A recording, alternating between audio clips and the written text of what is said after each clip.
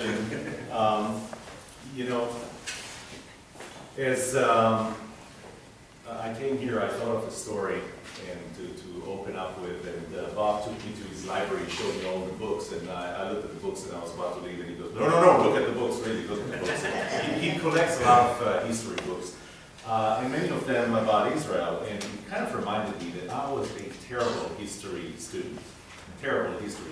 So my grades were always around the 60 and 70, you know, kind of barely passing, and if I would fail once, then I would hope to make it up the next time.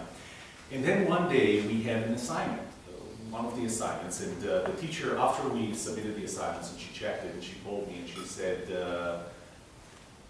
where did you get this from? I said, well, I did this is my assignment, I did this. No, you copied it from somewhere. I said, and I was really taken back because I never copied. No, I didn't, this is mine. She said, you never do work like this. Which is great for a teacher to say to a student. It builds a lot of self-esteem. And I insisted, no, I did this. And I did get a 95 on that one. And the reason I got a 95 was because that was the first assignment that it had nothing to do with what happened in Europe in the Middle Ages, or I don't know where, but it's what happened in Israel in 1948. It was the Independence War. And I was drawn to the Independence War. And one of the things, I think the first time the Texas Israel Chamber of Commerce asked me to speak, it was about Israel. And one thing that I found was there was a battle on a city called Negba, which is in the entrance. It was kind of the last port, if you will, between Egypt and Israel. And when you read about that story, until you're a Texan, it doesn't ring a bell. When you're a Texan, you read this and you go, this is the Alamo. So it was exactly the same story, which is why, you know, we moved here. We moved to the U.S. 15 years ago, but we went to Silicon Valley. And then 5 years later, 10 years ago, we moved here to Texas. And I fell in love with the place. And I know it took my wife a little more, a little longer, but I fell in love with the place because it had the same local patriotism, the same pride that I feel here is the pride that I felt in Israel. Bob asked me to speak some time ago for Augusta, and he wanted me to talk about technologies coming out of Israel. And I told him, you know, I've not been to Israel, well, haven't been there, but haven't lived there for almost 15 years at that time. And so I don't know that I can talk to everything that's coming out of Israel. He said, oh, don't worry, you know, don't need to be specific about specific technologies. And I said, so how do you want me to talk about technologies without being specific? That there are a lot of very cool things that came out of Israel, but I'm not as specific as I would have been with technologies that came out 15 years ago when I was still there. I did start a company back in Israel in our bedroom. And just so that you know, Apple was not started in a garage, it did start in a bedroom, so we're almost the same.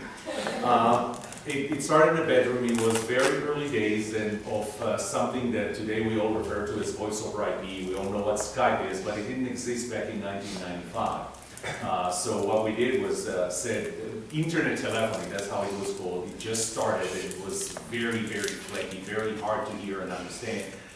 And I thought, it's great, except people are not going to be sitting by their computer holding conversations. They need to use their phone. So how do I connect the phones that we have at home to the computer and to the internet and develop that product, have a patent. It's kind of funny, you know, when you file a patent, you don't think that you're at some point going to see it expire. Well, that patent has 2 years before it expires now.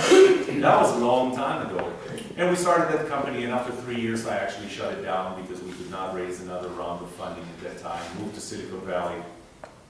In Silicon Valley, joined another startup company, but that one was more successful. So a year and a half later, we sold it for a small company, tiny company, 8 people. We sold it for $22 million right before the market crashed. Timing is everything. I thought, how can I talk about Israel about technologies from Israel without being specific about specific technologies? And there are really cool things coming out of Israel. And all of a sudden, it really jived with something else that I've been working on at that time, which was my Ph.D. thesis. And I got a Ph.D. in organization and management, but my research was on creativity. So to me, creativity and innovation have an interesting relationship, and it's funny, you do your PhD thesis, you'll be amazed how much of your time you're going to be spending on researching how the others define a word. But you do that, and that's how dissertations end up being 350 pages. But I researched and found that innovation is mostly defined as an organizational function. Creativity is an individual function. Creativity plus implementation becomes innovation, and that's the relationship between them in a nutshell. So, there are a lot of innovations, to be generic, coming from Israel, and the question is, why are they coming from Israel? Well, that wasn't the topic of my dissertation. The topic of my dissertation was that there are a lot of innovations coming from startup companies, especially early stage startup companies. That's where you see all the innovation, not so much from large companies. Now, just so you don't think that I'm skewed, I did start a company and another one in Silicon Valley, but I also worked for Texas Instruments with Eldon for 7 years. So I've been to all environments and I could compare them, but you know, you don't write a thesis on your experiences, you write it on somebody else's experiences. So I took 22 participants in my study and trying to understand, and those are all participants that worked in both environments, startup companies and mature companies. And I had each one of them compare, and I gave them factors and I interviewed them. Those were 2 hours plus interviews. And we compared the environments until I saw a theme come up. And when I saw a theme come up, that's kind of when I reached my conclusions and compared and decided this is why a startup company actually creates an environment better for creativity of its people than mature companies. So it's not about the willingness to take risk, although that's a big part of it. It's not just about that, it's about the teamwork, and it's about one other thing that I'll talk about. And so I compared it, I presented for 89 minutes in my defense. And you know, they say, several times people ask me, why 89 minutes? I mean, this is kind of, it's considered long for a defense. Why 89 minutes? Was there any trouble? No problem. So why 89 minutes? I said, because I like to talk. And this is why I'm here. So, you know, 89 minutes from now. But, so we had, I presented that at the end. I heard this phrase, which we all, if you take a PhD after 4 years, you want to hear, congratulations, Dr. Solomon. So that was great, but to me, I'm very practical, I'm very pragmatic. So the next question was the acronym I like to use, SWWC. So what, who cares? So now I know why startup companies create a better environment for creativity, but what I don't know is what do I do with that? So one thing that I found was that I can help other companies become, large and mature companies become more creative, and I actually did that. I joined another company called Interface about 5 years ago and helped them, and we just came up with, are coming up, I should say, with a very cool and innovative product called PenView. But when Bob asked me last time to speak about innovation from Israel, I started thinking, and all of a sudden these two things clicked. I said, you know what? I think I know why Israel is a better environment for creativity than other places in the world. I have a few statistics, but they're a little older, and I'm sure Ari, you have better statistics than I do. But if you take the amount of money invested, venture money invested in startups in any country, you're going to find that probably Silicon Valley is number one, maybe the New York East Coast, if you go all the way up to Boston, is number two, then there's England or Japan, China, and other places. Israel is not going to jump to the top in terms of volume, in terms of number of dollars, but once you divide those numbers by the population size, all of a sudden Israel is number one in dollars invested, of venture capital invested per capita, by a factor of 3 to 1 after second place, and second place is the US. In fact, even the region of Silicon Valley. The same applies to the number of patents filed. How many patents were filed? So it was funny because actually Israel was the second, it might still be, the second country in the world in number of patents filed after the US and before the UK and beyond that. And that's before we start normalizing it to number of people.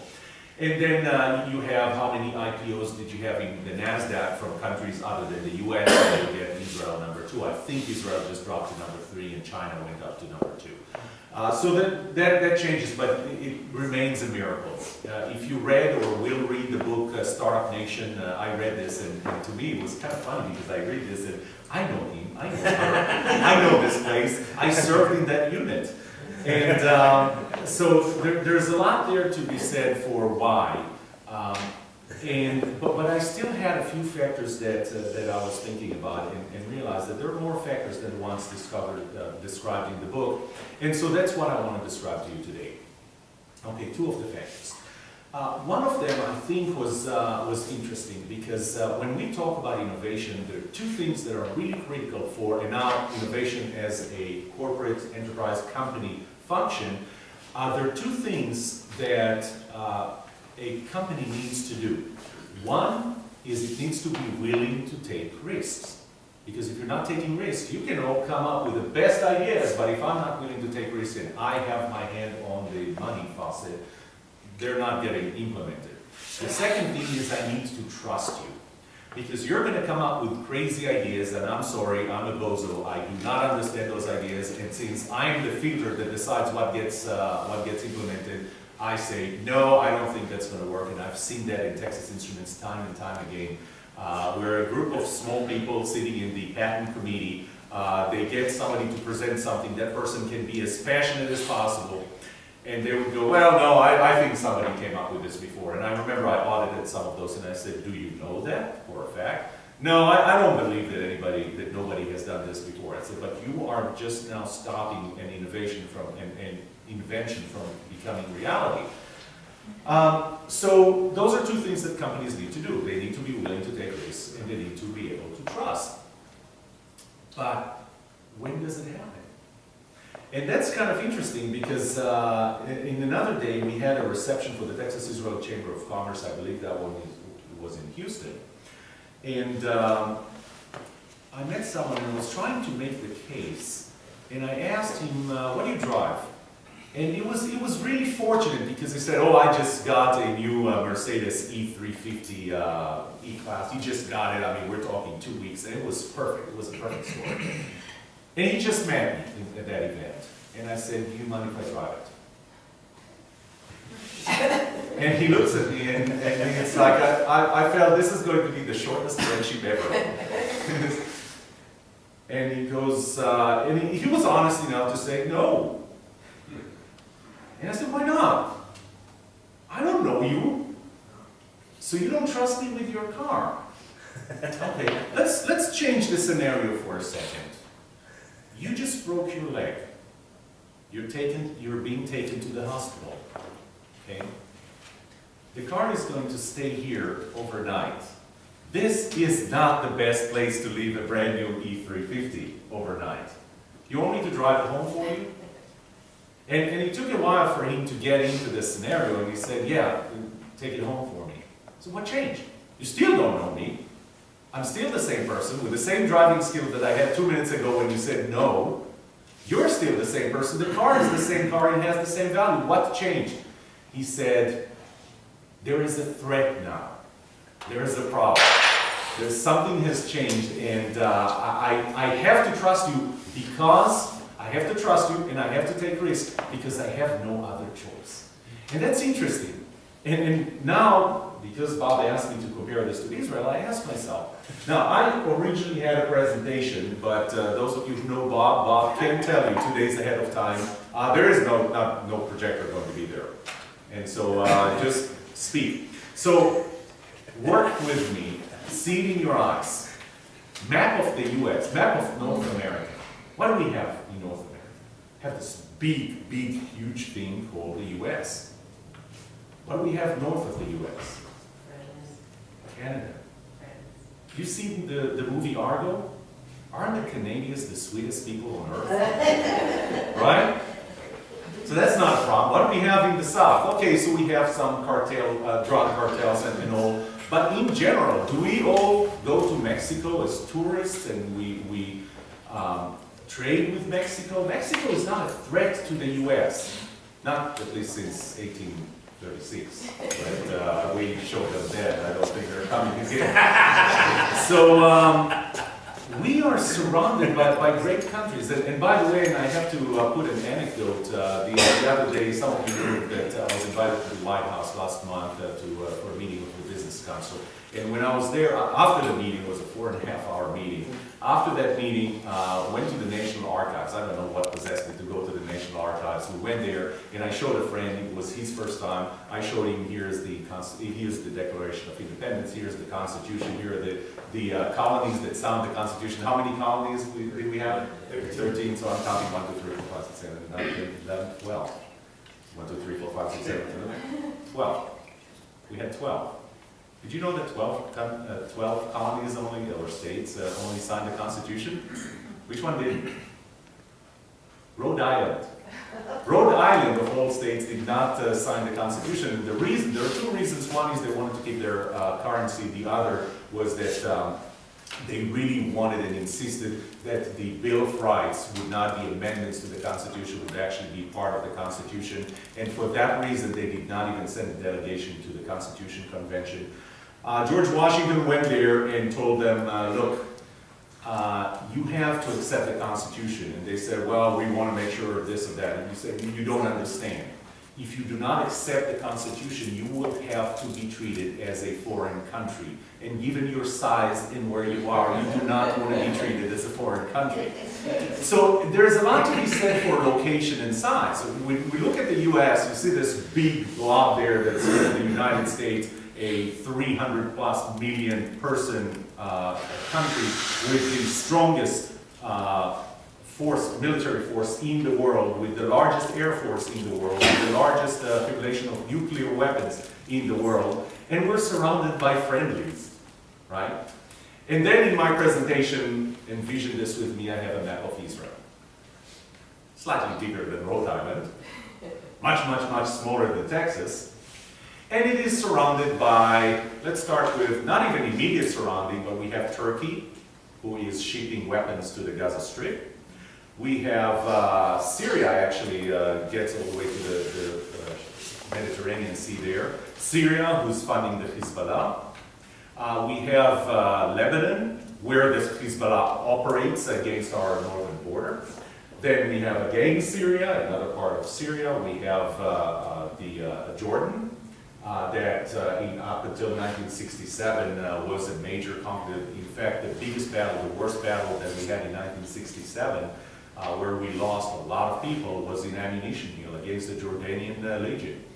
Then we have Saudi Arabia, and then we have, not to mention, by the way, as weapons get longer ranges, we have Iraq, right? And in 1991, I was there on the receiving end, getting those missiles landing in Tel Aviv. And I'll tell you one thing, at that time I was in reserves in 35th Airborne in Israel, and all we wanted was just to be sent over there, which we didn't. The Americans really told us, let us handle it, just stay there, let us handle it, and you cannot have too many hands in the pot.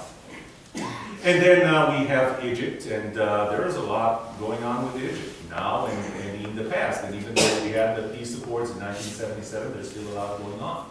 So when you compare the map of the U.S. and its friendlies around to the map of Israel and the only enemies that are permitted to drive Israel to the sea, that is their stated commitment, you realize that Israel is in a slightly different situation. What do you do when you're in a slightly different situation? The answer is you do anything, because you have no choice. Let me take you back to that person down in Houston who was willing to give me the keys to his car. All of a sudden, he trusts me, even though the things that have changed were not associated with me, my ability, or the value of his car. But he all of a sudden trusted me with the keys. And the reason was because he had no choice. Same with Israel. Israel spends a lot of money in research and development because of the threats around.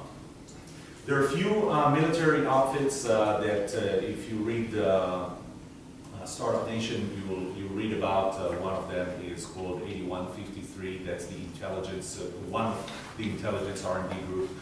There is one called 8200. That's another intelligence group. another called Mamram, another is the Air Force, and they developed a whole lot of things out of necessity. They developed it out of necessity. Now, back in, if I take you back to 1967, even though we did lose a lot of soldiers, a lot of souls, we did win this war, but in 1973, that was a war that was really close to be the end of the state of Israel. And the thing was that in 1973, we were not prepared for what was later known as the SAM sites, the surface-to-air missiles. There were no surface-to-air missiles in 1967, so all of a sudden they appeared, and we had to deal with them. 1982, we were prepared. Again, we were prepared with what? Unmanned aerial vehicles, UAVs. We had some of the first UAVs that came over and found, identified, and pinpointed the locations of SAM sites. The first thing that happened was we knocked them out, and then we had control of the skies over Lebanon in 1982. Again, out of necessity. So there's a lot to be said for, there's a lot of creativity in Israel because we have no other choice. We have to be creative because we need the results of that creativity. The second part is really teamwork, and I'm not going to spend too much about that, but one of the things that I found in my research was wherever you had the better level of teamwork among the team that's developed, because it's really hard for one person to come up with a great idea, but if we put our heads together and we bounce off ideas, it works really well. Well, the question is what promotes teamwork? So we all agreed in the study, and when I presented that teamwork creates, a good teamwork creates trust, and it creates free flow of information and everything, but what creates good teamwork? And so that was postdoctoral that I did some research, and what I found was that it tracks down to two things.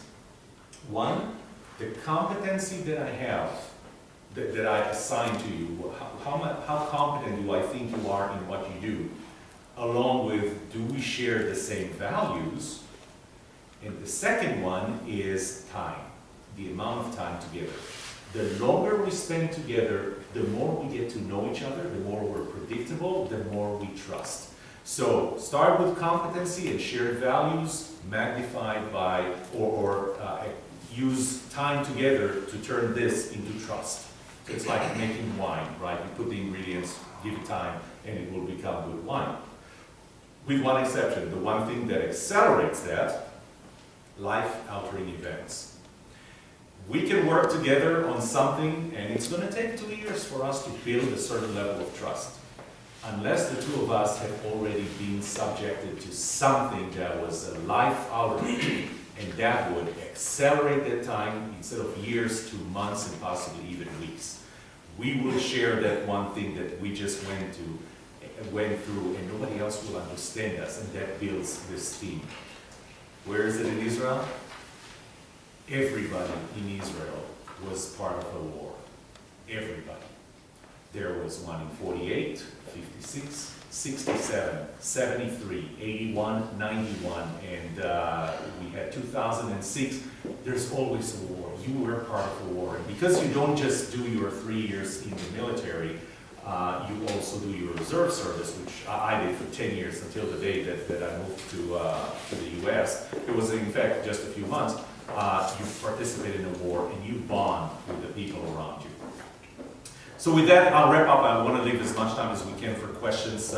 Just the reason, and if I can summarize it in one sentence or in one paragraph, the reason there is a lot of innovation coming out of Israel. The reason there's a lot of innovation out of Israel is because Israel provides a very good environment for creativity.